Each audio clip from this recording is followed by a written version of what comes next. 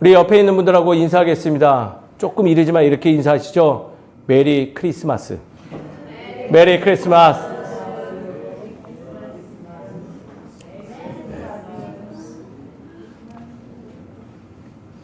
메리 크리스마스인데 하나도 안 기쁘신 것 같아요. 네. 좀 옆에를 보시면서 서로 메리 크리스마스 하면서 미소를 띄워줘도 되는데 한번 다시 할까요? 서로 눈을 바라보시며 눈을 피하지 마시고 눈을 바라보시며 메리 메리 메리 크리스마스 하고 음률도 넣어가면서 서로 인사 다시 한번 해보겠습니다. 함께 하시죠. 메리 메리 메리 크리스마스. 네. 제가 이번 한 주 말씀을 준비하는데 스트레스를 너무 많이 받았어요. 그래도 아무리 창세기부터 설교한다고 약속을 하고 하지만 하필이면 크리스마스 때 창세기 4장이 걸리니 참 어느 방향으로 얘기해야 될지 몰라서 막막했습니다. 더군다나 왜 이렇게 좀 무서운 얘기가 기록됐는지. 그래서 그 스트레스가 극에 쌓였지만은 역시 하나님의 은혜로 잘 준비할 수 있었습니다. 그러니 제가 작지만은 보상을 받고자 서로 기뻐하는 모습을 보고 싶어서 제가 무리하게 2번 더 늦게 한 거를 좀 제시하였습니다. 오늘 기쁜 날이에요. 기쁜 날이에요. 기쁜 날이고 특히 소망이 되는 날이며 하나님의 사랑이 증거되는 날입니다. 교회 오실 때 늘 즐거운 마음으로 행여나 어려운 마음이 들거나 불편한 마음이 있었어도 저 문을 들어오시기 전에는 꼭 그 마음을 잘 정리하고 살피시고 들어오셔서 기쁨으로 예배에 참여하는 우리 되기를 간절히 소망합니다. 그래야지 예배가 예배돼요. 그리고 예배 가운데 하나님께서 말씀하시는 진정한 의의를 발견할 수 있습니다. 우리 그 모든 것을 기억하며 오늘 말씀 함께 나누죠. 대림절 4번째 주일은요, 제가 앞서 소개했던 것처럼 사랑의 촛불을 밝히는 주일 됩니다. 이 빛을 밝힘으로써요, 성탄을 바로 앞에 둔 우리의 마지막 기다림은 사랑의 완성을 이루어야 됨을 되새김해야 되는 그러한 주간인 것이죠. 지난주 저희 말씀들 혹시 기억하실까요? 창세기 3장의 말씀. 네. 꼭 이 말하면 눈빛이 흔들리세요. 전주 말씀이 기억이 전혀 안 나시죠?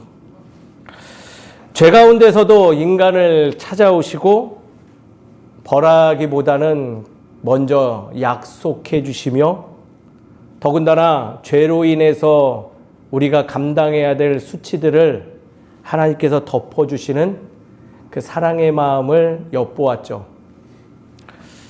그러나 그 말씀을 나눈 후에 혹시 한 질문이 밀려오지는 않나요?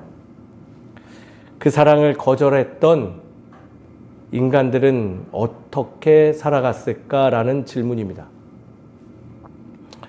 마치 그 질문에 답해 오듯 오늘 창세기 4장은요, 하나님과의 관계에 문제가 발생한 이후에 인간들의 모습을 기록하고 있어요. 그리고 더욱이 아주 극단적인 상황, 형제 사이에 벌어진 최초의 살인 사건을 기록하면서 죄에서 회복되지 못한 삶의 결과를 우리에게 먼저 알려준다는 것이죠. 그렇지만 이 이야기는 결코 그 끔찍한 사건을 통해서 죄를 지으면 벌 받는다라는 이야기로 귀결되고 그것을 알기만 원해서 기록된 말씀이 아니에요. 그 이면 너머에 더 중요한 메시지가 있는데 그것은 뭐냐면 바로 그러한 열악하고 막막한 상황에서도 여전히 누가? 바로 하나님께서 만남을 우리에게 시도하신다라는 것을 알려주고 있어요. 무엇을 시도하신다고요? 만남이요, 만남. 그리고 그 만남은 그냥 만났어 라고 하면서 끝나는 것이 아니라 목적이 있어요. 무엇일까요? 바로 화해를 이루기 위한 만남이라는 거예요. 더 나아가 우리가 둘째 주 나누었던 여호와 샬롬, 주 안에 평화를 이루고자 화해하고자 만남을 시도하신다라는 거예요. 그리고 여전히 그 막막하고 어두운 터널의 극단에 치우쳐더라도 하나님은 이 만남과 화해를 끊임없이 시도함으로 궁극적으로 우리에게 사랑의 빛을 내 곁에 여전히 두었음을 알려주시는 그러한 하나님 된다라는 것을 기록하고 있는 말씀이 오늘의 말씀이라는 거예요.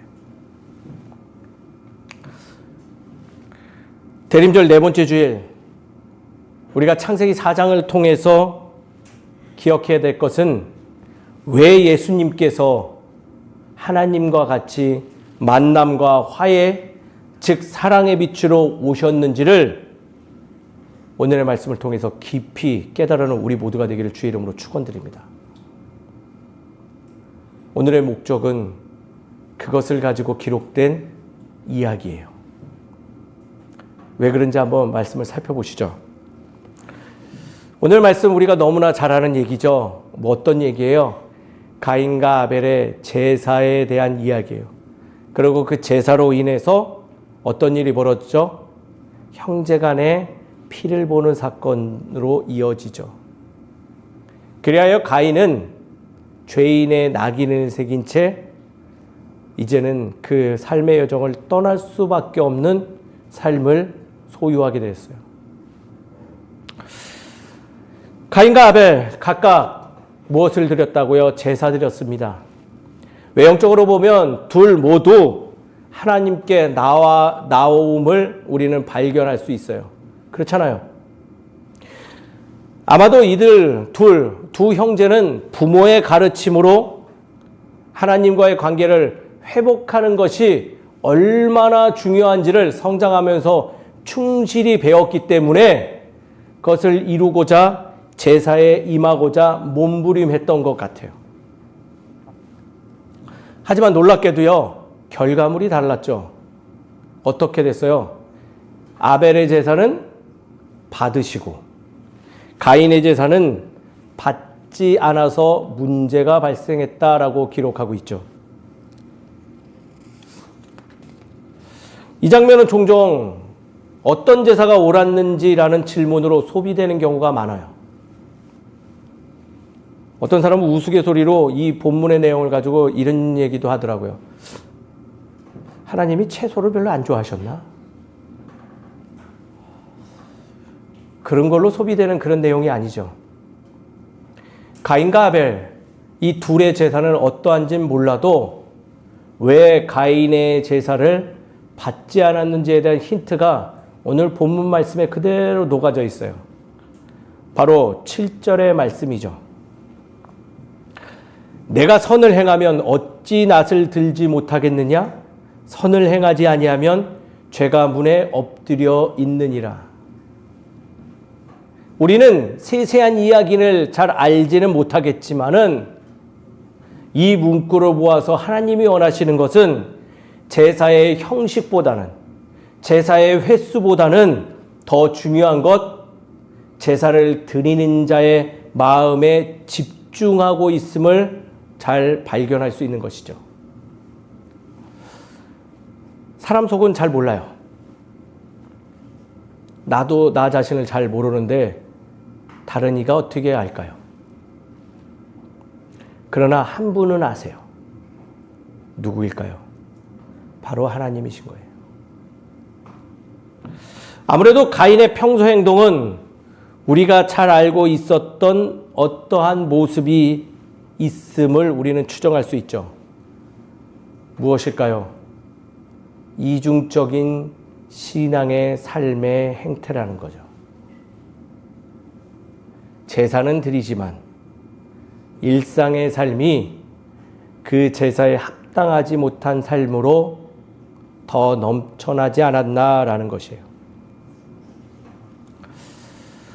가인을 찾아와 말씀하시는 하나님의 모습이 참 익숙합니다. 왜일까요? 바로 전장에서 우리는 보았기 때문이죠. 죄를 짓고 숨어있는 이 가인의 부모인 아담과 하와를 부르시는 하나님의 모습과 별반 다르지가 않아요.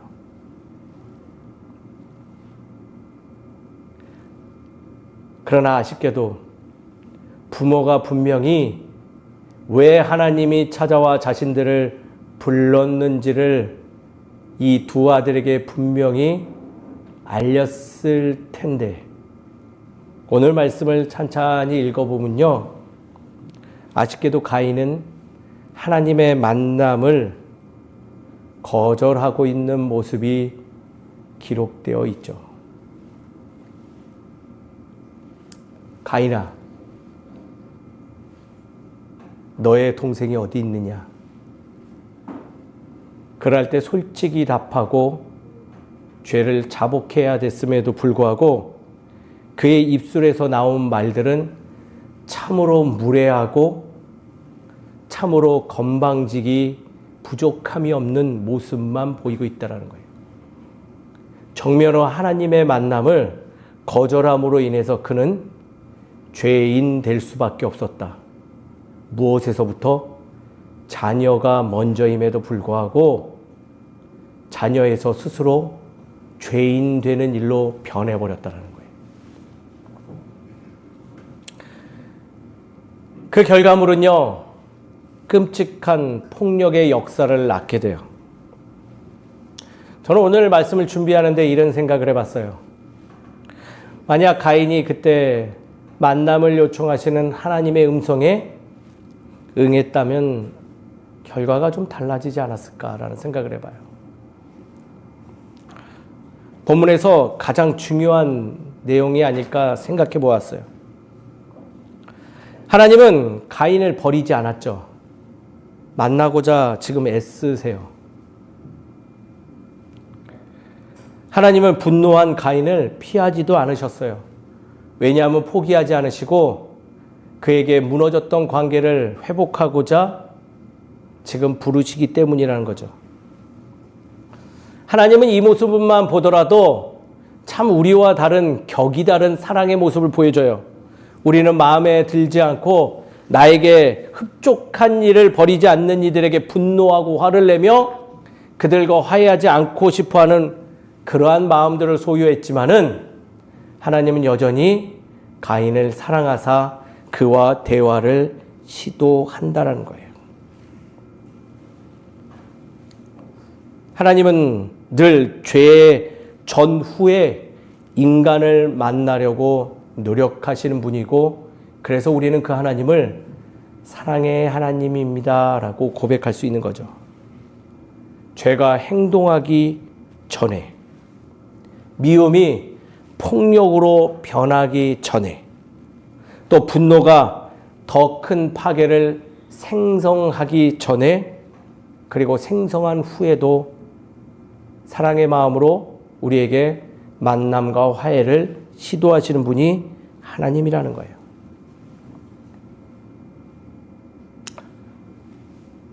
근데 아쉽게도 오늘의 말씀은요, 만남을 시도했지만 거절한 후에 가인은 바로 아우를 살해합니다. 그리고 다시 물으시는 하나님에게 정말 건방진 태도로 일관하죠. 그리고 끝내 자기가 집중하는 것은 무엇이냐면 타인의 생명을 뺏어놓고 누구의 생명은 더 귀하게 여겨요? 자기가 죽을까 봐 겁나서 어영부영 외칩니다. 이쯤 되면 우리라면 어떻게 했을까요? 버렸겠죠. 왜?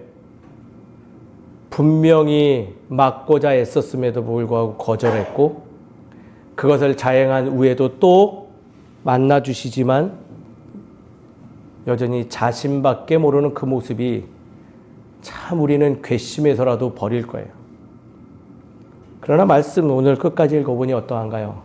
하나님은요, 그러한 가인일지라도 그와 더불어서 그를 만나는 이가 또 인지하지 못하고 생명을 앗아갈까 봐 사랑의 마음으로 그에게 표를 주신다라는 거예요.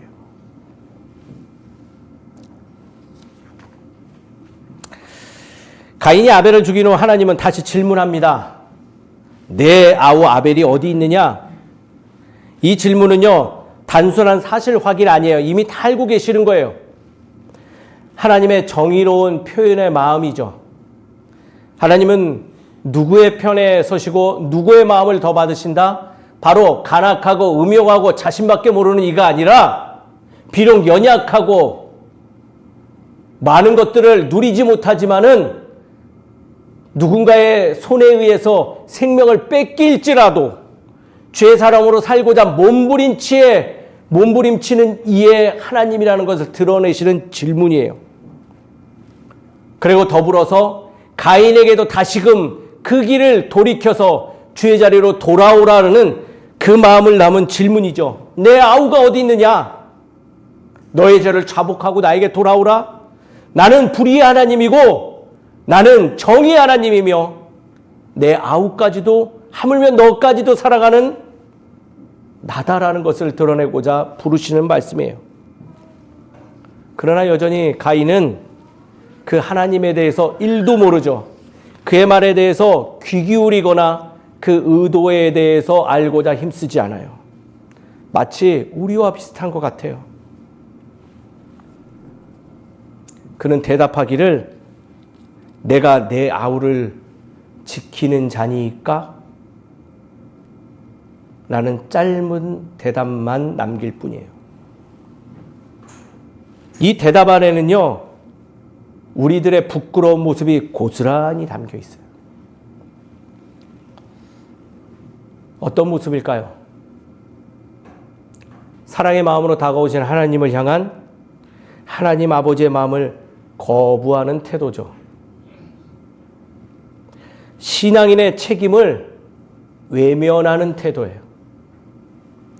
관계를 끊어내는 마음, 즉 죄에 무감각한 자세, 타인의 생명에 존중이라고는 찾아볼 수도 없는 참으로 메마른 마음의 모습이 그러합니다. 우리 모습과 그렇게 다르지 않아요.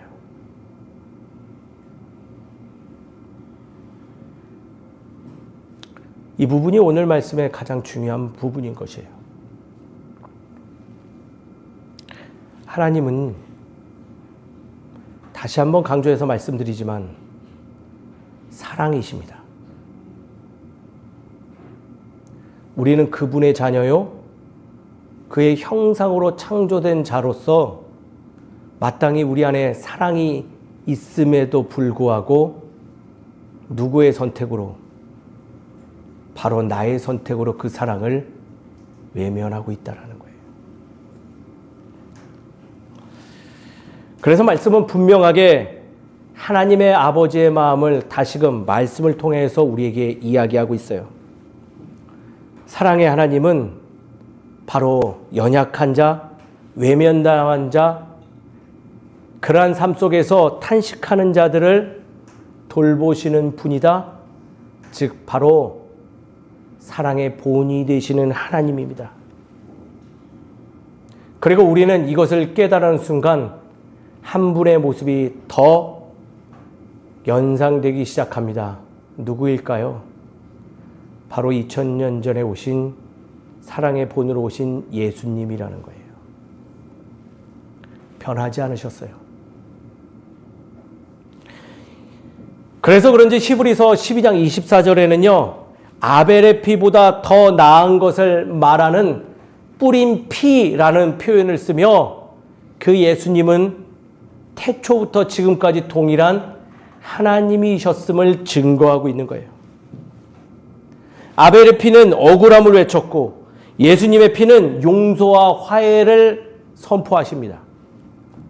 대림절은요, 그냥 어영부영 기쁘고 선물 나누는 기간이 아니라 그냥 막 연말이고 송년회 다니면서 부어라 마셔라 노는 날이 아니라 바로 이 예수님이 이 땅에 오심을 다시금 기억하며 우리가 무엇을 더 회복해야 되는지 집중하는 주간이에요. 그리고 그 회복을 이룬 기쁨을 누리고 나누는 기간됨을 기억하시는 우리 모두가 되기를 주의 이름으로 축원드립니다. 바로 사랑이에요. 그 사랑을 회복해야 돼요. 그 사랑을 기억해내야 돼요. 하나님의 사랑은요, 약자만을 또 더욱이 사랑하시는 그러한 단편적 사랑 아니에요. 자신의 죄로 추방되는 가인에게도 참 괘씸하고 참 건방진 그까지도 내가 신묘막측하고 내가 친히 만든 창조물을 이라는 것을 기억하시며 죄인마저도 사랑으로 감싸주시며 그들이 다시 본래의 자녀됨을 회복하기를 원하는 마음으로 그를 돌봐주시는 그 사랑이래요. 가인은요, 자신이 저지른 일로 인해서 두려워합니다. 여전히 얄팍한 마음이죠. 물은 나를 만나는 자마다 나를 죽이는 거 아닙니까?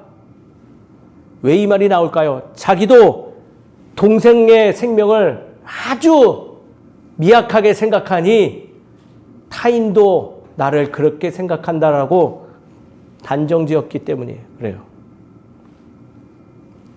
그때 하나님은 그의 얄팍한 마음임에도 불구하고 표를 주시며 회복하라 합니다. 미운 놈 떡 하나 주는 그런 마음도 아니고요. 창피를 주기 위한 낙인 아니에요. 보복을 막고 생명을 지키고 또 다른 이가 그 죄에 참여하지 않도록 막는 사랑의 낙인이에요. 어떤 영화를 보니까 이 낙인을 무슨 죄인의 노예들이 그 몸에 새기는 그런 낙인으로 많이 표현하는데 우리 이 부분은 바로 잡읍시다. 하나님의 사랑의 낙인이에요. 사랑하는 성도 여러분, 마음에 십자가의 낙인이 있으심을 기억하십니까? 그 십자가를 바라보시며 주께서 허락하신 자리로 돌아오는 우리 모두가 되기를 주의 이름으로 축원드립니다. 매우 불편하겠지만 이것을 기억할 때 우리는 중요한 진실을 만납니다. 하나님은 죄인마저도 무조건적으로 제거하시는 분 아니다. 악을 미워하지는 않지만 약한 자에게도 회개와 기회를 허락하시는 분이기에 우리도 이런 하나님을 따라 예수님께서 십자가에 보여주신 그 사랑, 그 본을 따라 오늘도 누군가를 용서하고 화해하며 만남을 이루어 사랑의 열매를 맺고자 결단해야 되는 것입니다. 사랑하는 성도 여러분, 이 대림절 기간 사랑의 열매를 취하는 우리 모두가 되기를 주의 이름으로 축원드립니다. 오늘 말씀 조금만 더 나눌게요. 그렇다면 이 말씀을 적용하여서 우리는 무엇을 기억하며 실천하며 살아야 될까요? 첫 번째, 따라하겠습니다. 첫 번째. 귀를 열어야 됩니다. 뭘 연다고요? 귀 여셨나요? 왜 대답이 귀를 여셨습니까? 귀를 여셔야 돼요. 우리에게는 두 가지의 귀가 있습니다. 혹시 알고 계신가요? 첫 번째는요, 육체의 귀예요. 육체의 귀. 창조 세계의 소리를 들을 수 있는 일반적인 귀죠.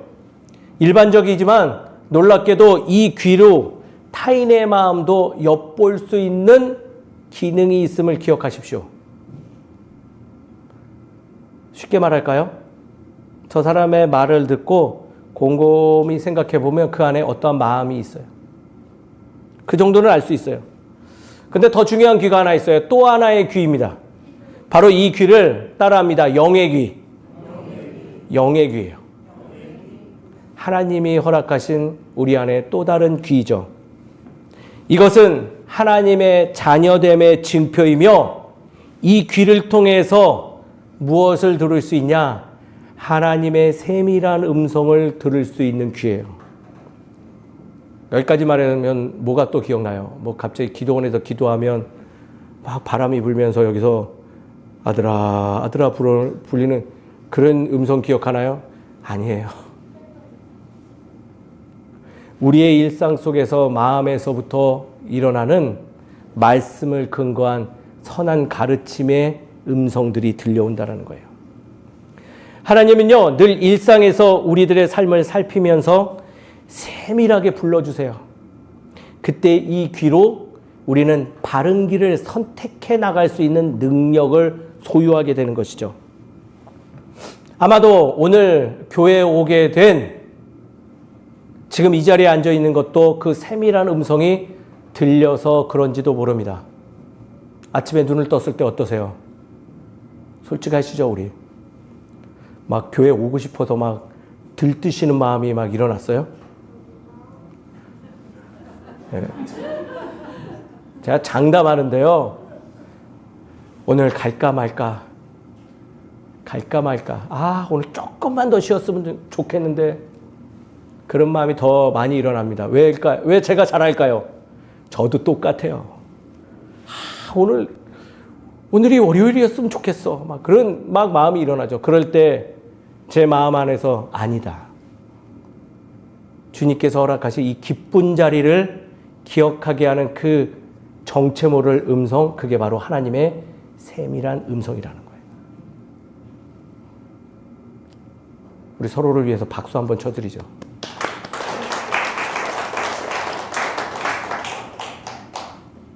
그 음성을 듣고 붙잡고 이 자리에 오신 거예요. 스스로 왔다 착각하지 마세요. 안 오실 분들이잖아요.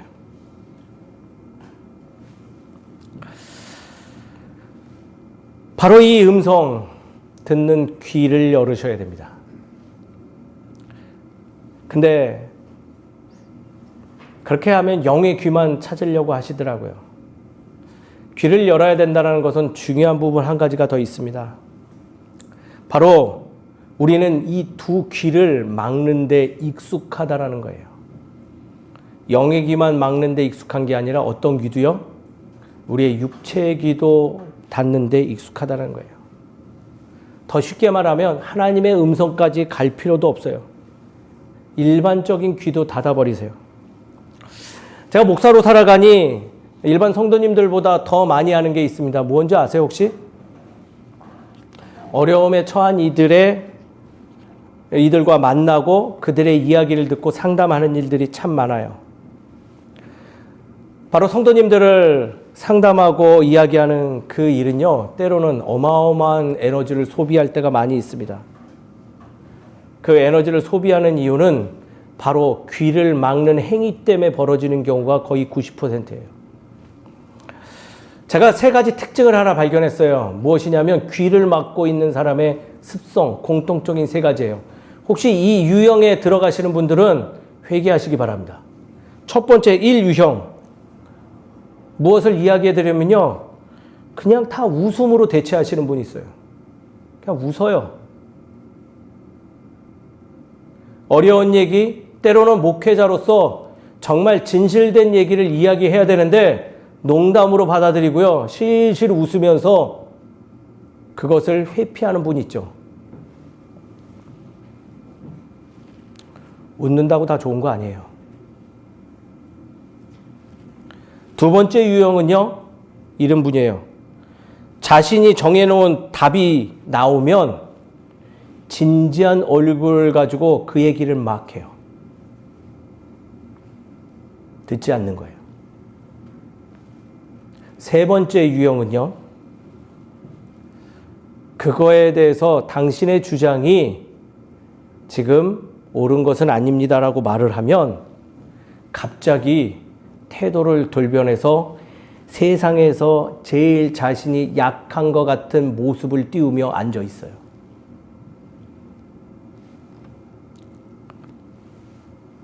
혹시 이 세 가지 유형에서 들어가시는 분 계신가요?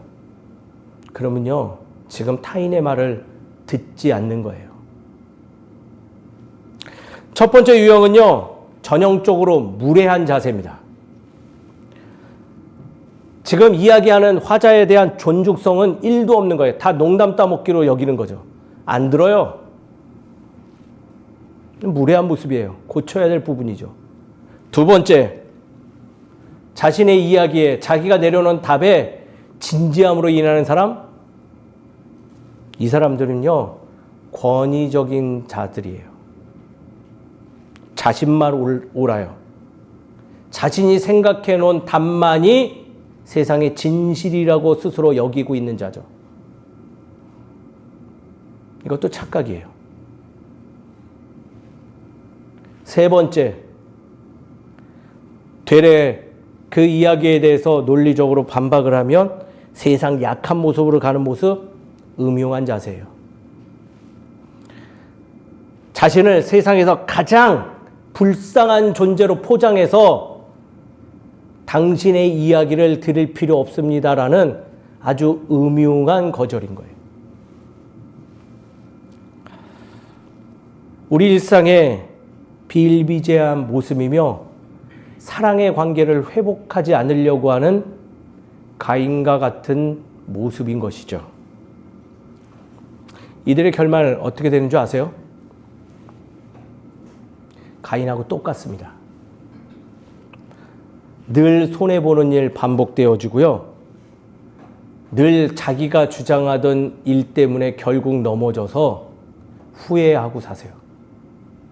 더 나아가 자신이 무엇을 원했는지도 망각한 채 이것도 저것도 아니라 본래의 취지를 상실한 채 시간 가는 대로 유유자작 흘러가는 대로 가요. 사랑하는 성도님 여러분, 귀를 엽시다. 불편해도 듣고요. 그것이 왜 내 귀에 들려왔는지를 고민하는 우리 되기를 주의 이름으로 축원드립니다. 대림절은요, 듣고 싶은 것만 듣는 기간이 아니에요. 때로는 불편한, 그리고 메마르고 차갑고 날카로운 진실 앞에도 나아가 듣고 당당함으로 주의 자녀된 모습을 소유하는 기간이 대림절 기간 됩니다. 스스로 불쌍해질 필요도 없어요. 왜? 우리의 본분은 무엇인가요? 죄인인가요? 자녀가 먼저예요. 기억하세요. 우리 모두는 하나님의 자녀예요. 죄는요, 회개하면 회복할 수 있는 거예요. 자녀됨을 기억하시는 우리 모두가 되기를 주 이름으로 축원드립니다. 귀를 여십시오. 그리고 그 세밀한 음성을 듣고 기민하게 살아가는 우리 모두가 되기를 주 이름으로 축원드립니다. 두 번째, 이거는 좀 더 어려울 수도 있어요. 따라하겠습니다. 적극적 만남을 시도하라. 어떤 만남이요? 적극적 만남. 그러면 누구랑 만나야 될까요? 옆집 순인가요? 아니에요. 먼저는요, 하나님 아버지의 마음과 만나셔야 돼요. 어떻게 만날까요? 적극적으로요? 네. 아유, 그 대답도 훌륭하십니다. 그럼 이렇게 질문할게요. 무엇으로 만나야 될까요? 말씀으로 만나는 거예요. 말씀을 살펴보세요. 말씀을 살펴보세요. 어디서 이렇게 뻔뻔스러운. 우리가 하나님 아버지를 만날 수 있는 것은요, 가장 흔하고 가장 가까이 있는 것은 말씀으로밖에 만날 수 없어요. 또 두 번째는요, 무엇으로 만나서 알 수 있을까요? 바로 형제의 모습 속에 있는 아버지의 형상을 발견하는 만남을 가질 때 되는 거예요. 우리는 이것을 뭐라고 부를까요? 교제라고 부릅니다. 이게 신앙의 교제예요. 예수님도 이 부분을 굉장히 중요하게 강조하셨어요. 이런 말 하셨잖아요. 회개하고 하나님의 나라를 준비하라. 말씀을 가지고 우리에게 선포하신 거예요. 형제에게 노하는 자마다 심판을 받게 되리라. 노하지 말고 화해를 이루어 하나님의 형상을 서로의 모습 속에서 발견하라는 의미죠. 제단에 예물을 드리려다가 형제가 불화가 생각나거든 먼저 가서 화목하고 오라. 화해의 열매에 대해서 이야기하시네요. 사랑하는 성도님 여러분, 신앙의 완성은요, 화해에서 시작됩니다. 죄로 인해 단절된 하나님과 나의 화해되며 교만한 마음으로 왜곡된 형제 자매의 화해를 통해서 우리는 사랑의 만남을 이룰 수 있는 거예요.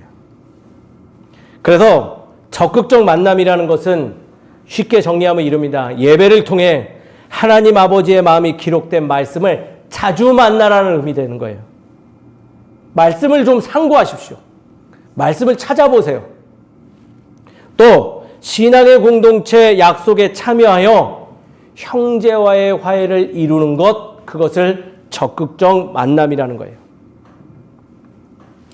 신앙의 완성은 화해되며 사랑은 만남으로 증명됩니다. 적극적 만남을 이루십시오. 예수님은 우리와 만나기 위해 이 땅에 오셨고요. 우리를 화해시키고자 힘쓰시고 몸부림쳤으며 서로 원수가 된 인간을 하나로 묶기 위해 십자가에 스스로 올라가신 분이에요. 그 만남을 기억하십시오. 적극적 만남을 통하여서 그 사랑을 완성하는 우리 되기를 주의 이름으로 축원드립니다. 우리는 이것을 기억하기에 교회에 열심을 다하여 오는 거예요. 그냥 커피숍이 있고 그냥 교제하려고 오는 게 아니라 그 사랑을 이루고자 몸부림치기에 오는 것임을 기억하며 주의 일에 참여하는 우리 모두가 되기를 주의 이름으로 축원드립니다. 말씀을 정리하죠. 귀를 열어서 주께서 부르시는 세밀한 음성을 좀 들읍시다. 성탄을 기다리는 마지막 주간 하나님 우리에게 묻습니다. 내 형제가 어디 있느냐? 내가 외면한 그 사람은 어디 있느냐? 나에게 그와 함께 돌아오라. 회복하라. 너는 나의 자녀다. 이 대림절 기간 주의 길을 따라 사는 그 결단의 마음을 소유하는 우리 되기를 간절히 소망하고 2025년도 성탄절에는요, 하나님을 피했던 그 마음을 회복하고 끊어지고 틀어진 관계를 돌아보며 사랑의 마음으로 용서, 화해의 첫걸음을 내딛는 사랑의 빛을 드러내는 우리 교회 됩시다. 저와 함께 그러한 신앙의 여정 출발하시죠. 저도 애쓰겠습니다. 그렇게 살아가는 우리 모두가 되기를 주의 이름으로 축원드립니다. 기도하겠습니다. 고맙고 감사하신 하나님, 오늘 말씀을 통하여 사랑의 하나님을 기억하게 하심을 감사를 드립니다. 주님, 사랑의 빛으로 오신 하나님이 예수 그리스도의 몸으로 이 땅에 오시고 그 삶으로 우리에게 보여주신 것 같이 우리도 그 삶을 따라 살아가는 우리 되게 하여 주시옵소서. 우리가 그 마음을 알아 우리의 삶을 드리고 우리의 귀한 예물들을 준비하여 주님께 올려드립니다. 주님, 그 예물이 사랑을 증거하는 귀한 도구 되게 하여 주시옵시고 준비하는 손길 위에 은혜를 더 더하사 그 삶 속에서 주님과의 만남을 이루고 성도 간의 교제를 이루며 교통함으로 인해서 하나님의 나라를 그 삶에 이루는 복된 삶을 살아갈 수 있도록 주님 인도하여 주시옵소서. 우리의 그러한 열심을 다할 때 우리의 삶의 연약한 곳들 또 공허한 것들 채워지며 더욱 성숙된 주의 사람으로 일어설 줄 믿습니다. 주님 허락하여 주시옵시고 완성하여 주시옵소서. 우리의 두 귀를 열어주시사 하늘의 세밀한 음성을 듣게 하시고 주님께 들은 그 음성을 가지고 우리의 삶 속에 사랑을 기민하게 실천하는 우리 되기를 소망하오니 주님 인도하여 주시옵시고 우리를 사용하여 주시옵소서. 이 모든 것을 주님께서 허락하시고 모든 것을 인도해 주십사옵고 살해말하신 예수 그리스도 이름으로 기도드립니다. 아멘.